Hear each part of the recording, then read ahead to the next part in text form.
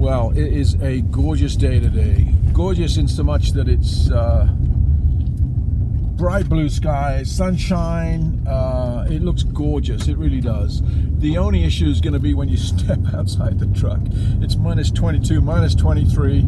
So it's kind of 6 inches of layered clothing and to get to 3 inches of pecker season. It's cold. That being said, the dogs don't seem to mind it. The bird doesn't mind it. Just my ears and fingertips seem to be bothered by it. So anyway, I'm only looking for one flight, and Wesson. I've put Smith up for the season. He flew the other day, probably the best he's flown in 3 or 4 weeks, and I ended the season on it, cropped him up, he's done. So I'll keep going for another week at most, and see if I can just round off this season. The weather's so nice, really. It's hard to quit, but I am getting burnt out, I will say. I've driven around several days now where I've driven for hours and not found a second flight for a falcon. And yesterday I only found one flight for one falcon, and it was a low odds flight that I took because it was safe, but it wasn't really a high odds chance of winning. There was too much cover. Anyway, today I've just left the house, so I'm a little optimistic. I'm going to find a nice flight, and we'll see how we go. I know my dog well enough that when he goes on point, it looks like that raven does too. There's Hans there. He's lining up, but I'm pretty convinced he's going to have those nailed. That damn raven is just looking over him like they must do it with coyotes in the wild. You know what I mean? He's just hovering over the dog. Anyway, I'm going to get the falcon up. I'm going to come in from behind Milo, sort of from about here. He's got those Huns. Yeah, you just gotta look at the dog for a second. Just be appreciative of the work and contribution they make to these flights. Anyway, I'm hoping Wesson is going to be above me, which he usually is. I don't know where he is. Oh.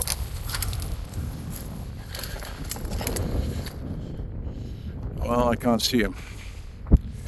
I'm sure he's there.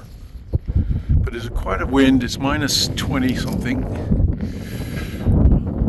Milo's waiting for me to get this over and done with, but I'm looking for my falcon in the sky. I'll be damned if I can see him. He's already stooped 158 kilometers an hour, and now he's right back above me. I needed to go to GPS to find him. He's up nice and high. Came back into wind. Now I'm going to order Milo, who's been holding there for like 10 or 15 minutes. Bless his soul. Good job. Good job, Milo. Good boy.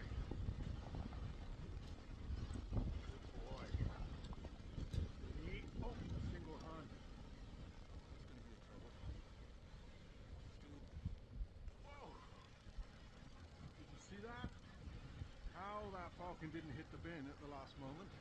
The Hun, of course, made it to cover. Falcon's coming back. Oh, that's why, because the other Huns took off into wind. Ah, oh, damn it.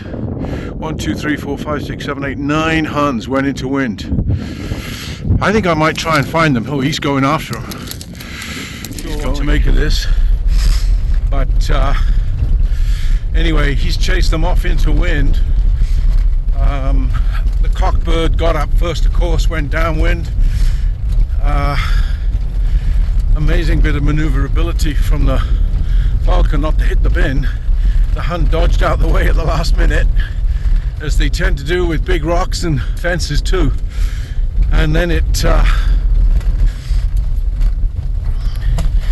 turned and dumped in the tall cover in the valley. And of course, Wesson pitched right back up, and the rest of the covey went into wind, and that's where we're going now.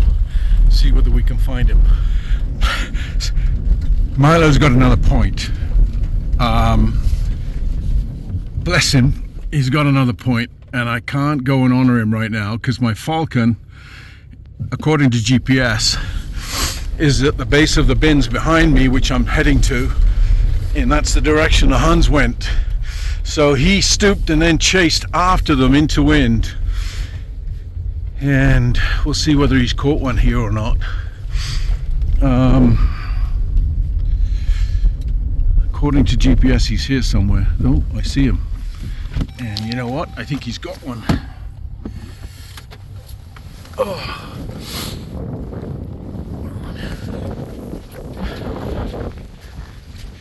Is that him there I saw? Yes, it is.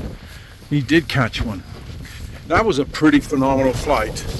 When you consider he flew into wind all that distance and he still nailed him. Well done, buddy. Wow. I won't mind telling you, I'm seriously considering ending the season on that flight. Well, he's going to get a huge crop, and I'll think about it over the next 24 hours. That was a phenomenal flight. Wow.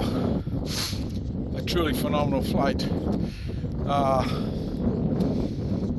Just a testament of the speed and the fitness of this falcon. Meanwhile, Milo, bless him, has another point, and I've only one falcon now. This is what we call Murphy's Law.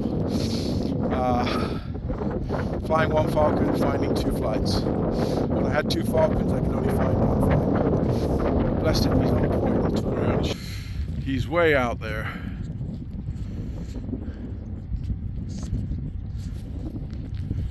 He's been holding that point now for another 10 minutes. This is the second point in the general vicinity. And he's holding that point, bless him, and I can't honor him by flushing, at least not yet. I'm going to get this falcon fed up, and maybe I'll drive over there and then flush for him. But this is a bit of a red letter day. That flight was phenomenal. The falcon was up. I have to check the metrics, but I want to say he was only 500 feet or so in this wind, and it's biting cold.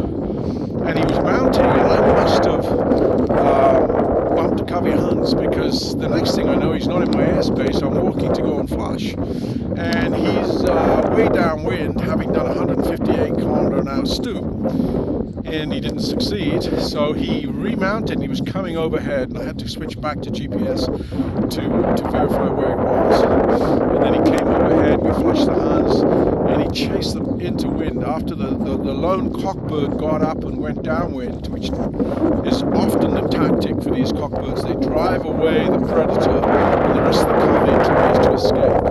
And one of them didn't make it. And so I'm really pleased. That's a great flight. Probably something to think about. Maybe even ending the season. I'm not saying I will, but it was that good. Bless him, he's been holding for 20 minutes now.